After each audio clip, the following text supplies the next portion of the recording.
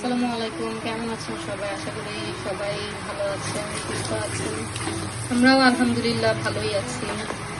আজকে আমার আম্মু রোস্ট রান্না করতেছে আমাদের জন্য অনেক বছর পরে। বিকজ অফ আমি আসলে আম্মুকে রান্না বান্না করতে দিই না এখন। আম্মু, রোস্টে কি কি মশলা দিচ্ছ?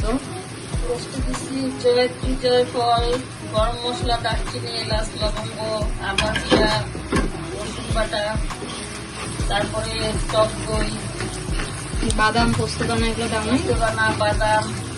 ও আচ্ছা। তারপরে এই যে এই পাশে আমরা পোলাও রান্না করছি আবার গরম গরম। আবার শীতের দিন গাজর মটরশুঁটি পোলাওতে দিলে একটু ভালোই লাগে। ঝাল মুরগির মাংস রান্না করছে এখানে আম্মু। ঝাল মাংসটা করতে আসলে আম্মুর জন্য, কারণ আম্মু তো ইয়ে খায় না, I mean roast, korma, kacchi, pulao এসব আমার আম্মু আসলে খায় না, কখনোই খায় নাই। আমি ছোটবেলা থেকে কখনো দেখিনি তাকে এগুলো খেতে।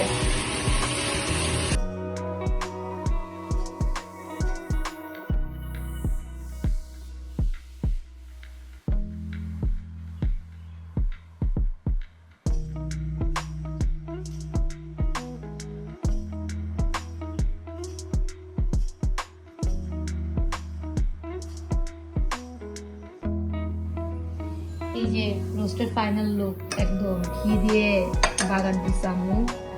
রোস্টের লুক দেখেই মাশাআল্লাহ খুবই ভালো লাগতেছে এবং মনে হচ্ছে খুব টেস্টি হয়েছে। তো আমি এখন আসলে খাবারটা বাড়ি, কারণ দুপুর হয়ে গেছে আর ক্ষুধাও লাগছে আমাদের সবারই।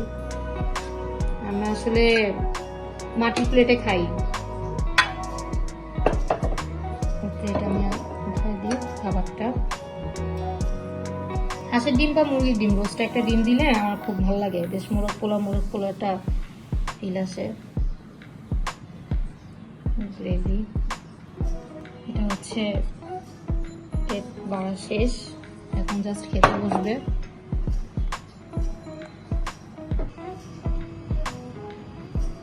এটা হচ্ছে আমার জন্য বাড়তেছি আমি।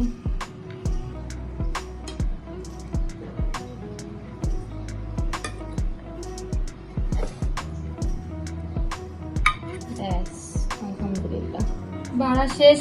খাওয়ার আসলে যে রিভিউ দেওয়ার মতো আসলে কিছু নাই, কারণ হলো রান্না দেখেই মনে হচ্ছে খুবই মজা হচ্ছে আলহামদুলিল্লাহ। এখন জাস্ট আমরা খাবো। আর ঝাল মাংসটা হচ্ছে আম্মুর জন্য, কারণ আম্মু খাবে সাদা ভাত, ওরাও খাবে না।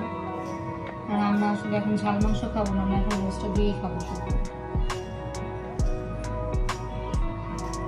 ওকে, তাহলে আজকের মতো বিদায় নিলাম। আল্লাহ হাফেজ। ইনশাল্লাহ নেক্সট আবার অন্য কোনো ভিডিও, অন্য কোনো কন্টেন্ট নিয়ে হাজির হবো আপনাদের সামনে। আসসালামু আলাইকুম, ভালো থাকবেন ততক্ষণ আপনারা সবাই, আমাদের জন্য দোয়া করবেন।